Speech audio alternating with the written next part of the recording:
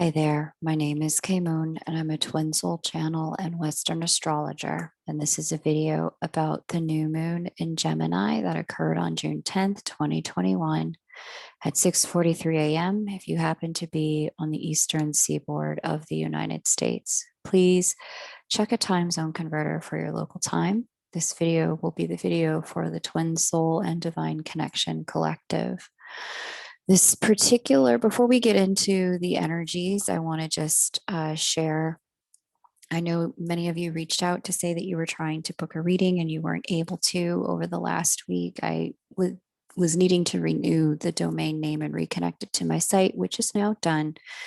So the site is now accessible, kmoonastro.com, if you'd like to book a reading. And then the second thing I wanted to share is that the Q&A program that I ran last year called Q&A with Kay, which is a live group coaching opportunity to ask questions and get direct channeled information about collective energies and experiences from my guides, both about your twin soul journey and about light work, will relaunch again this summer.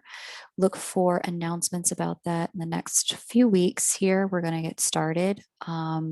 Spaces for that will be limited since it's an opportunity for people to talk to me directly. I want to make sure everyone who purchases a seat gets the opportunity to do that. I'm going to be offering it to the private list first. The link to join the list is below this video, so you're welcome to join. This program sold out last year. I imagine it'll sell out this year. So if you want to make sure that you get a seat, I would join the private list now. That way, if the private listers all take up the seats in the program, you'll be among the first to know without actually having to wait for it to come around again. Okay, great. Let's get into the energies of this lunation. The new moon in Gemini sits here at 19 degrees Gemini conjunct a retrograde Mercury. And so similar to the last video, the full moon in Sagittarius, I shared that if you normally do not watch the Lightworker energy updates, it's highly, highly, highly recommended that you do so for that full moon in Sagittarius and this one, because both of these have strong relationship oriented energies to them. And so I cover the way the energy plays out for the collective in terms of relationships. I'm covering the way it just plays out for twin souls during this particular lunation or during this particular video. But if you want to get the full story, I recommend you watch both because there's so much relationship energy, both at the full moon in Sag and at the new moon in Gemini. It creates a complete picture of what's going on. I know many of you said you couldn't see the full moon in Sag video for light workers. I think it might have gotten repressed because I was talking about the pandemic during the video. Many of the videos, many light workers know that their videos about those kinds of things had gotten a bit pushed down because they're not necessarily scientifically based or talking about, other stuff, that is approved content for the conversation. So if you exit the channel and then you look at the trailer for the channel, you'll be able to see it. I'll also link it below this video in addition to at the end of the video. So if you can't find it, you'll be able to. New moon in Gemini for twin souls occurs here at that 19th degree of Gemini, and we have some interesting energies going on. I speak about this at length inside of the Lightworker video update, but there's a bit of confusion going on in the world of communication when it comes to relationships at this time because of the way Mercury is retrograde and it's having a conversation with the fog creator Neptune. The Neptunian pieces of energy and information here create an obscuring of definitive detail and information. And that information won't really become quite clear until Mercury goes direct.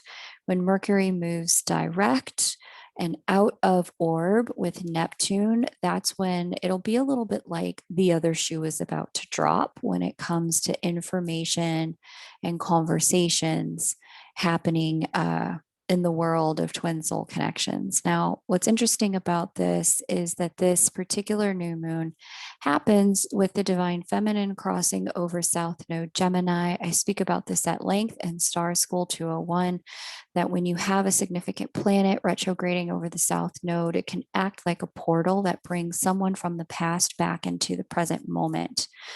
We've got divine feminine resurfacing through the South Node portal in June and July of 2021 as she makes contact via a retrograde and crosses it 3 times. She's already crossed the first time. She'll cross the second time when she reverses, which she's about to do in the next several weeks. And then she'll cross it a third time when she goes forward again. The divine feminine energy moving over that South Node portal can bring the resurfacing of divine feminine energy inside of twin soul connections, which is a very helpful thing if both parties have been really anchored in masculine energy. That masculine energy can be very directive, it can be very outward and projecting, it can create a lot of tension if both partners and both parties are anchored inside masculine energy and no one is occupying that feminine polarity. This retrograde of Juno over the South Node is surfacing feminine energy for both parties, which is actually going to be quite useful since divine masculine is direct at this time. Unfortunately, though, her conversation with Mercury retrograde and her conversation with Chiron here by trine, and then she's also got a couple of other significant conversations. She is squaring Nessus, which is Chiron's about our wounds. Nessus is all about where we kind of loop and obsessively so. And then there's this Neptunian fog with the Mercury retrograde. It's lending itself to an energy that can create a lot of instability in the divine feminine energetic templates. This instability is specifically about confusion, unclarity, being too anchored in our wounding and not enough transmutational energy to kind of take that wounding and move it into something that happens in the light. It can also lend itself to kind of glossing over the details and connection and not really paying attention to, okay, what's happening? Why is it happening? What information is missing here? What information do I need to contribute to the situation in order to have a smooth and harmonious next step? And this is all coming through the feminine energetic template or the feminine field at this time. So it doesn't matter what kind of body you're in. We all have both energies. And so because there's this, call to tap into a more spiritual energy on the feminine side, which if you're anchored in a lot of pain, can actually just have you operating at the emotional frequency of looping in old stories, looping in old wounds, looping in old thought forms, and really suppressing this new beginning energy at this solar eclipse, because solar eclipses portend new beginnings. It can lend itself to creating a new cycle that's based on old pain and repeating patterns. And so at this time, the invitation sits at the divine feminine's doorstep to transcend it. Okay. And so, in transcending these old patterns, one of the tools and resources that's indicated by this energy in this chart, for some, past life work is going to be what's required. As divine feminine speaks to the South Node indicates our access to past lives and past experiences. You may find doing quantum healing hypnosis technique extremely valuable for you. I've done a few different types of past life stuff. I typically don't get into past life stuff. I certainly can't read it from a chart. Like I don't know, what kind of past life you had or what era you were in. You'd need to speak to someone who's skilled and trained at that. I don't have those skills.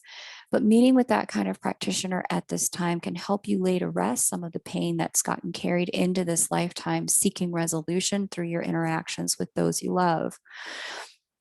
doing that kind of work at this time will help facilitate a couple things. One, soul retrieval. Two, for many of you, some clarity about why things are the way they are in this lifetime, why there are certain reverbs and echoes in the energies in this lifetime that seem to have out, be from a different time.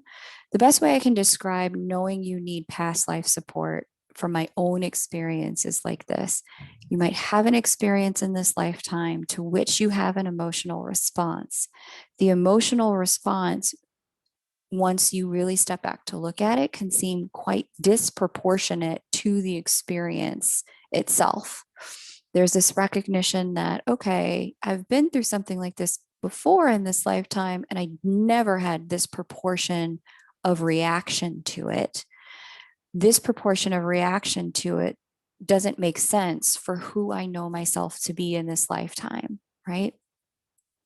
And so that's when you might have an indication, okay, it's time to do soul retrieval. It's time to do past life work, because my reaction to this seems to be trauma based, but I have no concept of that kind of trauma in this lifetime. Soul retrieval work also very useful. The second type of work that would be very useful in the feminine energetic template at this time would be any type of learning or education around the triggers and wounds that you've gotten from this lifetime specifically. The triggers and wounds you've gotten from this lifetime that you know are holding you back from or keeping you repeating the same cycles over and over and over again. Because there is a new cycle opening up for twins at this time and divine counterparts. And if you know that you can feel it, but you just don't want to repeat, and you know you have repeated, in the past and you're ready for something very different, the only way to get something different is to come at it from a different level of consciousness, to gather new tools and new information so that your perspective and your lens, the filter that your life experiences come through is at a different frequency. And when that happens, you think different. When you think different, you behave different. When you behave different, you get different reactions from other people. And that's the way to come at this cycle from a new place. This is especially true because this new moon is taking place in the sign of education, and the divine feminine is sitting in higher education. If you can take some sort of course or class online to get yourself that breakthrough that you need to see things in a different perspective, you're going to find that this next cycle unfolds in a radically different way than any other cycle you've been in with your divine counterpart. And again, this is presenting itself to the feminine energetic template more so than the masculine at this time. Lee and Sherry, I remember being in coaching with Lee one day, and he said, when two magnets are repelling each other and you're trying with all your might to push them together, how many of the two magnets have to flip over in reverse in order for the two to attract and become one again? And I was like, oh, only one of them has to flip over for the two to stop repelling and become one again. And he was like, correct, exactly. So I know for many feminine, those who identify in the feminine polarity more so than the dual or the masculine polarity, it's been a long road. You feel like you've done a lot of work already. But this is an invitational moment for you to make sure and guarantee for yourself that you're opening into a new cycle. I love Lee and Sherry's work. I will link them below this video. Great coaching if one of the issues you're working with is this Chiron issue of personal pain, and pain delivered to the feminine energy. Feminine energy being about our receptivity, our creativity, our flexibility, our capacity to shapeshift and become what the circumstance calls for, the capacity to show up and be whatever is needed, the capacity to have that gentle, nurturing softness that fosters life, and creates cohesion. If there are wounds to that part of who you are from this lifetime, I love Lee and Sherry's work. They help you really bring that part of yourself home and re-embrace it. I also love the work of Thais Gibson from the Personal Development School. She'll help you once you've embraced that part of yourself. Her school is loaded with tools, scripts, new conversations, reprogramming techniques, reparenting techniques, so that you can find your way into be thinking and then behaving from a completely different level of consciousness. And again, this is because we've got Gemini here and Sagittarius here. These two are about communication and education. Taking some coursework, getting some support will really help you facilitate opening a brand new cycle in the world of connection.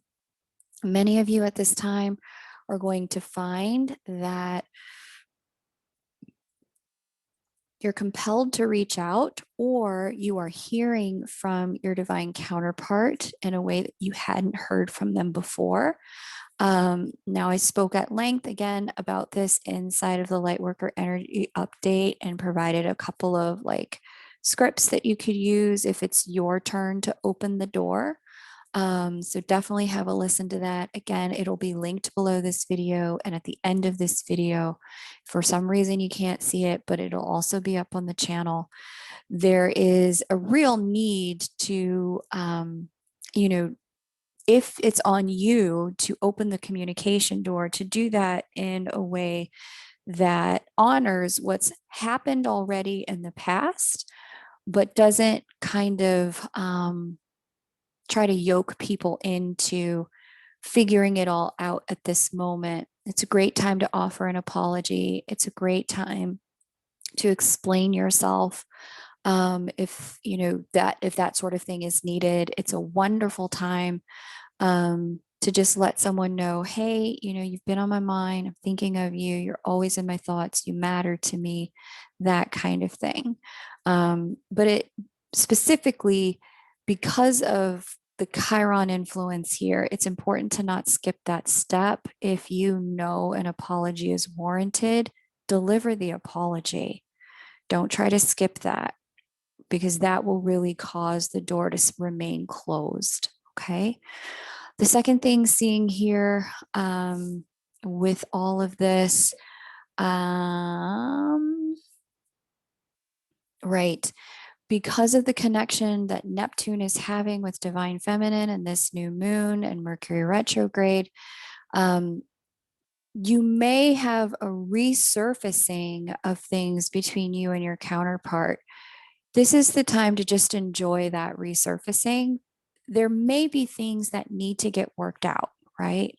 That need to be revealed, talked through for those of you who have been in separation, or maybe you're together in some sort of 3D world union as business partners or romantic partners, but you're seeing that things have gotten just a little bit smoother or maybe even a little bit tense. It could have gone either way with divine feminine going retrograde. And a conversation needs to be had. The counsel here with Neptune in the mix is to wait. Wait until the end of June, beginning of July, have the conversation then. Wait to get the clarity then. It can feel very urgent with Mars and Pluto in opposition to one another to create the clarity right this minute, to get the answers right now. But I am telling you, having conversations right now is going to leave valuable pieces of information that you probably need to understand what's going on off the table. Okay. Like I said, it's a great time to reveal if you're the person who has things to reveal. It's a great time to share if you're the person who has things to share. But if the other person, if that's stuff you need from them in order to create closure on the old cycle so the new chapter can begin, the best thing to do is wait to request that information until we get out of the Mercury retrograde at the end of June and get good and into July, because that's when Mercury will no longer be talking to Neptune. And Neptune is the one that's creating the fog, the illusion, the deceptions, the withholding, the lack of clarity, etc. The way things look right now is not the way they're going to look as Mercury moves direct. So just hold on, take a beat, especially if you're feeling the pressure of Mars and Pluto. around needing to take an action, do something, like cut it off, which Mars and Pluto are want to do. Mars, an aspect to Pluto, especially from the sign of its debilitation, can create more of its warlike energy rather than its ambition and self assertion. There can be a real sense for self of like, oh, I got to cut this off. I got to, take my power back. And that kind of reactionary energy at this moment can really sabotage your best intentions with whatever connection or relationship you're working on at this time. Because what's missing is some of the information that would also help you facilitate a next step that gets you to your desired outcome. There's a tendency with this energy in this particular configuration to be quite short-sighted about what's going on. Okay. Um, Now, what's interesting here that I also really want to acknowledge is that Mars is moving toward a harmonious aspect with divine feminine energy. Now, in the way that I read, I don't read the way a lot of other astrologers read. I see Mars as the mundane masculine and Jupiter as the divine masculine. Right around middle of May, and beginning of June, we had Juno and Jupiter, divine masculine and feminine, wrap up their union energy window. That energy window closed, and now they are in disharmonious positions. However, what's quite interesting here is we are going to find Mars, the mundane masculine, moving into harmony with the divine feminine very soon, like in the next 60 days. So the soulmate energy, what you may find at this time is a couple of things can happen and play out in the very most basic sense of reading this energy. For divine feminine energies who have found their divine counterpart absent from their world, you may find that you are feeling really called to reach out at this time to a soulmate you have had in the past, or to give that another shot or a second look. And that person may come in June and July, and that may be the opportunity for a really beautiful new beginning catalyzed by this new moon in Gemini energy. The closing of cycle with divine counterpart, they're unavailable. They want to stay in the relationship they're in. Maybe they said, do not contact me. Here comes soulmate, masculine soulmate, to facilitate whatever is your next round of growth, love, and connection. Okay. And that's coming up within the next, I would say, 30 days to 60 days tops, but mostly in the next 30. All right. So if you're open to that, know that the opportunity for someone like that and of that caliber is arriving. Okay. Secondly, I'll say that a different way that this could play out is if you have a soulmate from the past, you might find them knocking at your door during this window of time to either create closure, mostly to create closure on whatever the last cycle was. There is masculine soulmate energy moving into harmony with the divine feminine to create closure and then open a new chapter. And for some of them, it would be the closure of the chapter of no contact and just friends, and moving into a chapter of a potential romance blossoming, because she'll begin to move forward and he will too, and they will move in sync, the soulmate and the divine feminine energy. So keep that in mind if that's something that you're open to, but just make sure that you're doing it from a place of high congruence, because we do have Saturn here speaking in harmony to the divine feminine via the sextile. A couple things are true. Partnerships and relationships started at this time on the divine feminine end of things have the potential to really last, to really anchor in and be a part of her world for a very long time. The second thing about this is that Saturn is really demanding of the divine feminine that she's doing this on the up and up, that her standards are high, that she's keeping really good boundaries, that she is not canceling out any parts of herself or leaving any parts of herself off to the side. And what's important about this to say, it was a piece of channeled information my guides gave to me ages ago. Um, when I did like a live Q&A on the channel, and I've since removed it because I want to publish that content in a different way. But you know, the conversation that we had at that time with my guides from the person who asked me was, is it possible for a twin to be in a relationship with a soulmate at all? Is like, can you be, because many of the people I was working with at that time were very much inside of the purification process and weren't able to connect with someone who wasn't their twin. And the channeled message that came back from my guides was that yes, it's possible, but only insofar as that twin is 100% honest with the soulmate about the twin connection, not minimizing it, not downplaying it. Oh, that's just an ex, or oh, that was just a karmic lesson for me, or oh, that person, like I just never really got over it. It was a very bad breakup, that kind of thing. But instead, really honoring and acknowledging, I'm a twin soul. This is what that means. I'm always going to love this person. There's a part of me that will always be with them and them with me. If you're choosing me, you are choosing this with me. You're not simply, like that person will always have a special place in my life, and a piece of the door will never shut to them. And I need you to know and understand that if you're choosing me, the more you can be really honest about the depth and the caliber of the connection, the impact it's had on you as you prepare to move forward with a soulmate from the feminine side of the energy, the easier that's going to be. It never fails. Anytime I have ever seen one of my clients try to move forward with a soulmate after deeply connecting with their twin, and they try to minimize or hide or not share the twin piece, the soulmate relationship blows up every single time. It falls apart, it blows up, they go back to some kind of ex themselves.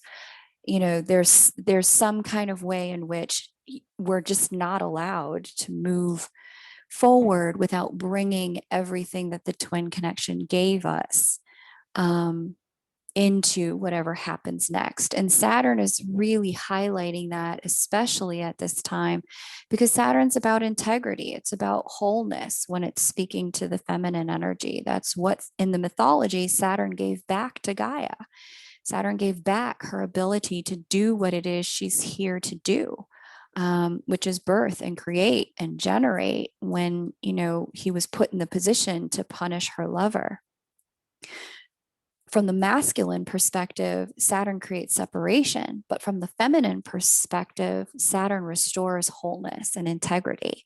And so, because of Saturn's conversation here with the divine feminine, for those of you who are finding yourselves prepared to take that next step into opening yourself up to someone beyond just your twin connection, it's about including the twin connection in the process, not moving past it and leaving it behind. Okay. So all of that, did I cover it all for divine feminine? Yes. Okay. Let's move into what's going on with divine masculine energy here. Divine masculine energy popped into the sign of Pisces back in May, the end of May, beginning of June. And what this energy lent itself to is this sense of spirituality and deepened emotionality and higher level consciousness arriving for divine masculine energy, in terms of clarity about the connection, clarity about who they are as a person. If your counterpart identifies, or you personally identify more in the masculine energy rather than in the duality or inside of the feminine energy, if you identify more in the polarity, you probably felt a shift right around that time where you're, especially if you're a water sign, divine masculine counterpart, where your psychic senses opened up, your intuition opened up, and your sensitivity opened up all at the same time. And you probably felt like a flood of information and power and opportunities start to open up within you and around you.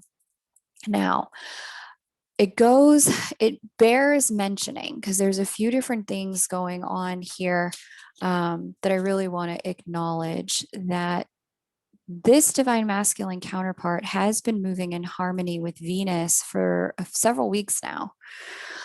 And with divine masculine in harmony with Venus, Venus being the mundane feminine, Juno being the divine feminine, the Venusian energy in harmony with divine masculine energy could have brought in the onset of a feminine soulmate. So just like Mars is the masculine soulmate, I personally read Venus as the feminine soulmate. And that particular energy, I just came back from a wedding of a twin who has moved on with a soulmate, not moved on, but is moving into marriage with a soulmate because twin wasn't ready and there just wasn't a way to work it out at the level of consciousness that they had. So, it was just the right thing, the right timing for that person to get married to a soulmate. It was a beautiful ceremony. And when I look and I met that soulmate, I was like, yeah, I get it. I get why it's you. I get why it's now. I get why, this makes sense at this time. And so the invitation on the table as both divine counterparts move in the sky in harmony with soulmate energy rather than with each other. The invitation on the table is to remember that all things serve a divine purpose and that life is long. And that if you, for whatever reason, if you happen to be in separation with your divine counterpart and your divine counterpart is now beginning to entertain someone that's not you as the twin, know that whoever that person is coming in to assist and facilitate in the work and the growth and the lesson for your divine counterpart or for you at this period of time. And to the best of your ability, to the best of your ability, it's not always possible. Bless that person, bless the journey, thank them for being willing to participate in the lessons of the other half of your soul. Wish them well as they work through whatever it is the work and the lesson at this time, the same way you would want someone to bless you in the ways in which you may need to move forward at this time or move into connection with a soulmate at this time. So just keep that in mind, that that's a real possibility here, especially at this new moon, which has an eclipse attached to it.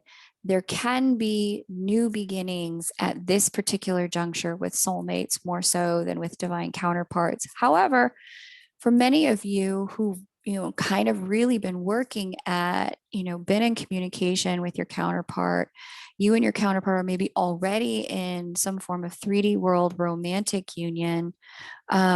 This new moon in Gemini portends a huge opportunity for breakthrough for divine counterparts, where if you guys had been working through the union window and even prior to it in 2020, stabilizing the connection in the material world, really doing your personal development, growth, and work, really bringing and embracing your woundedness home, embracing that inner child. You've been doing all of that.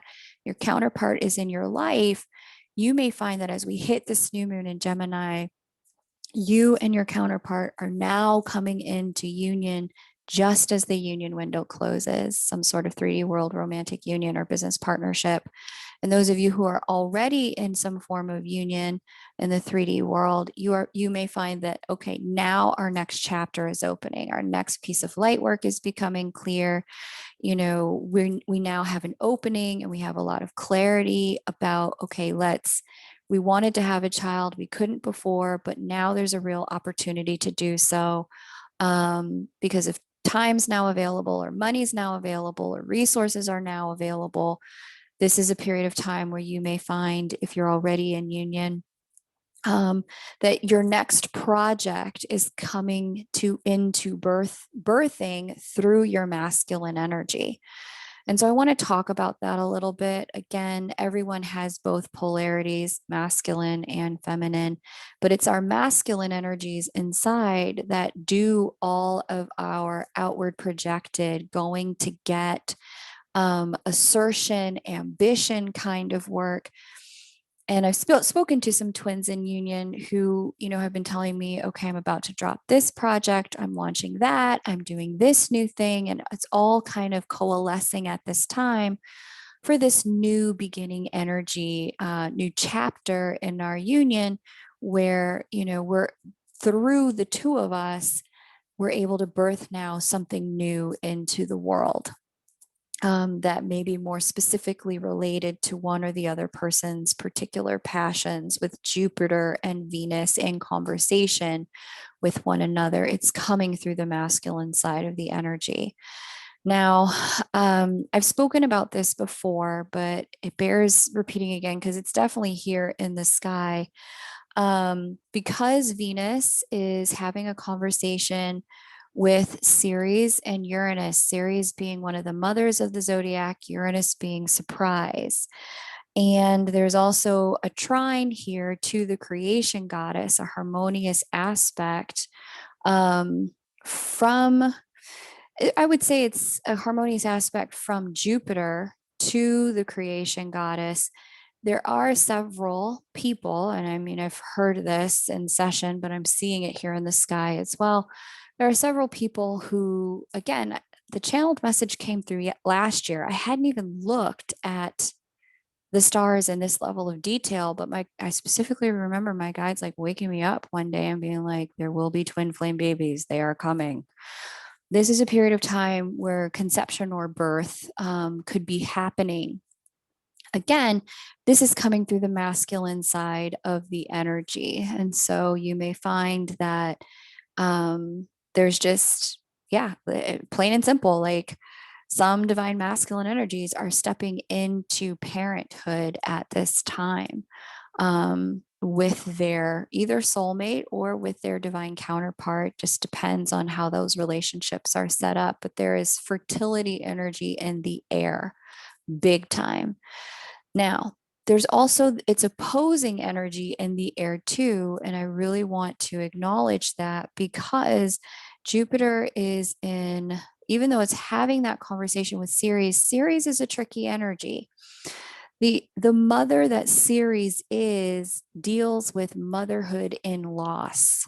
It deals with motherhood in the absence of a child. And because we have this energy of Uranus and Ceres conjunct here, where was the other thing? Let me just see.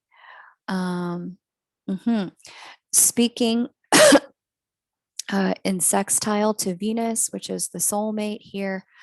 And then we have Uranus. I think Uranus is about to move retrograde, if I have this correct. One of the things that could happen is like at this particular juncture, like you think you are about to get the child that you were planning to adopt, only for it to fall through, or a miscarriage, or maybe the choice for an abortion if things aren't clear in terms of, wanting to move forward with that pregnancy. Or again, because the Neptune Venusian energy, Neptune Mercury energy is square here. It's like a false positive, like you think you're pregnant only to find out, in the next 28-day menstrual cycle, you're not. So if that's happening at this point in time, fear not. There will be energy that is more supportive if you've been trying to get pregnant or trying to conceive or trying to adopt. There will be this opportunity for that to land for you before we close the year, is what I'm hearing. Again, I haven't studied the planetary movements well enough to know for sure, but I'm hearing before the end of the year, you'll see that opportunity comes to fruition. But yeah, the creation goddess energy here, Venus, Ceres, Jupiter, creating expansion with the creation goddess. There are many divine counterparts who will be stepping in to some form or fashion of parenthood during this new moon's eclipse cycle. The conception of something new, specifically a child, will come through. All right. Let's see what else is there to report on for Jupiter, the divine masculine. Right. I see here a sextile to Pholus. Again, this tells me that there will, for many, be the expectation of parenthood that could potentially end in false positive or like a preparatory step as opposed to the definitive conception step. And then we had square Lilith. Where is she at? Okay, here's my girl. Yeah, here she goes, square Lilith. So, because divine masculine energy is also talking to Lilith, one of the things, again, I really want to encourage everyone to be mindful of is the urgency energy that Mars and Pluto are providing, because Jupiter speaking to Lilith and the way that he's speaking to Lilith can create a bit of like a defensiveness in the masculine energy. Again, this is why if a conversation needs to be had, just wait. Again, of course, unless you're the one who needs to open the door and offer the apology and the explanation, then by all means do that. But if you need that from somebody else and they're being very defensive or displaying defensiveness or that tricky Neptune Mercury energy of just straight up obscuring pieces of information, just wait. Give it a beat. The time to have the conversation will come. It'll be great when divine masculine stops talking so much to Lilith, but that's not going to happen for a while. That conversation is going to be ongoing for a few months. What we really need to happen is for Neptune and Mercury to stop talking to one another, because that's when you can actually get some data and some facts and some clarity about stuff. What you can do with this energy in the meantime is lay the groundwork. If you know conversations need to be had, lay the groundwork so that this defensive energy between Lilith and Jupiter, with a Mars Pluto opposition in effect, this defensive energy can be transmuted into, here's an example. So sometimes I speak to people whose divine counterpart isn't fully revealing what their needs are or fully revealing, who they are and what they want. They're just kind of going along with whatever my client is saying. And only to find out later, only for this to, there to be a bit of a backlash later when their counterpart says, lashes out, none of my needs are met. I'm not being considered. And then they kind of opt out of being in connection because they weren't putting themselves in the connection in the first place. So even though you may have made space and invited them, but they just were withholding some of that information. The nice thing about the Lilith conversation with Jupiter is that Lilith provides an opportunity for divine masculine energy to be in touch with his bottom line, to be in touch with what really, really matters to you. And if you can get in touch and get clear about that during this transit, you'll be able to have productive conversations once this transit clears up.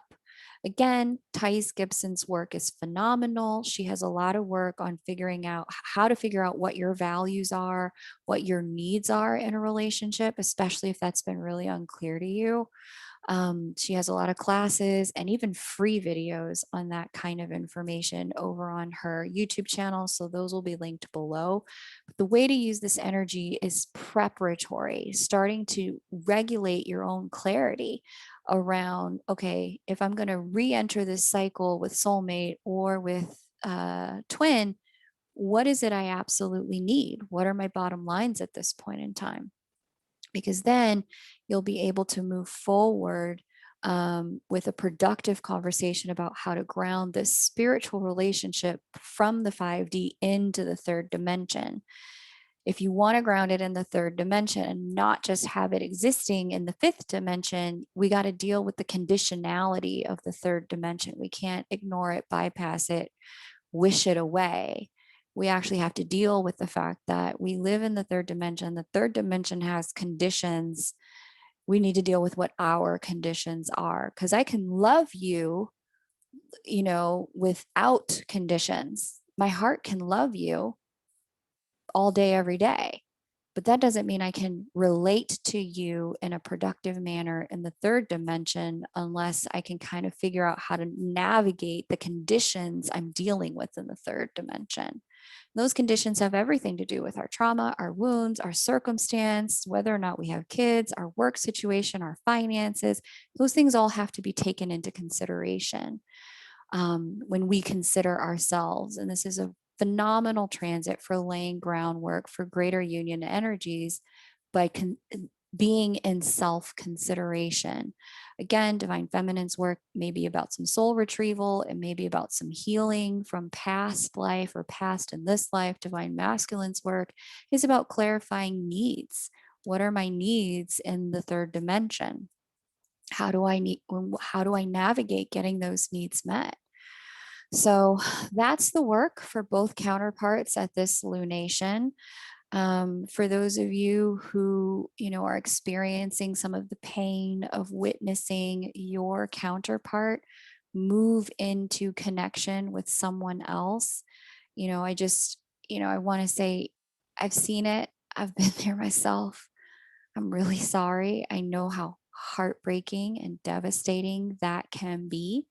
But I also know that it's not without its purpose, that any person who comes into connection with your divine counterpart serves the greater growth of your soul, the soul that the two of you share, the we, as Sandra and Alan call it. And any person who comes in is also part of what you and your person, the we, has agreed to serve in terms of growth for what it can do for that person as well. There's an exchange there. And the guidance is simply to do the best we can to trust the process in its unfoldment, to trust that everything is playing out according to the divine will, and to call forward as much divine will as you're able to support your own surrender. And for those of you who are in some form of 3D material union at this time, you're seeing these big new beginnings come forward. I also really want to acknowledge that, again, with the Mars Plutonian energy and with the Saturn energy speaking to divine feminine, the standards being so high at this time, Chiron speaking to her as well, there can really be an energy and the inside of this new beginning that's quite triggering, bringing up a lot of the old patterns, old wounds, and old pain that, maybe you thought you were past. And it's like, oh, wow, I didn't realize I got to deal with this again. I got to look at this again. And this is especially true if, you've struggled in any way with addiction. Mars's conversation with Neptune really facilitates being able to get to the root of the addiction and transcend it at this time. And that's a huge, huge gift that we can utilize in this energy. There's like, I spoke about it several lunations ago. I think it was like back in March or April. There's like an addiction breaker energy to this year. And so this is one of these periods of time with this new moon in Gemini where you can find yourself overcoming an addiction that you may have struggled with prior to now, but it's not without walking through the fire of the triggers and getting to the bottom of, okay, what's at the root of this addiction, whether it be substances or behaviors. Whatever the addiction is, this particular transit can help you really transcend it. Again, I love Thais Gibson's work for this. I love the work of Dr. Gabor Mate because Thais talks about how to overcome an addiction. She's got a whole class and workshop on that. Dr. Gabor Mate, if you've never heard any of his work or seen it, several YouTube videos provide a really different perspective on understanding addiction and its roots in the experience of trauma. And if you're trying to understand yourself because you've struggled with an addiction, Dr. Gabor Mate's work will go a long way in helping you facilitate more self compassion so that you can take the step toward breakthrough. All right. That's a read. If you'd like me to look at your chart for you, you can always book a reading with me over at kmoonastro.com. Links are below. The calendar is open and we are booking into the middle of July. I look forward to reading for you and take great care. Bye for now.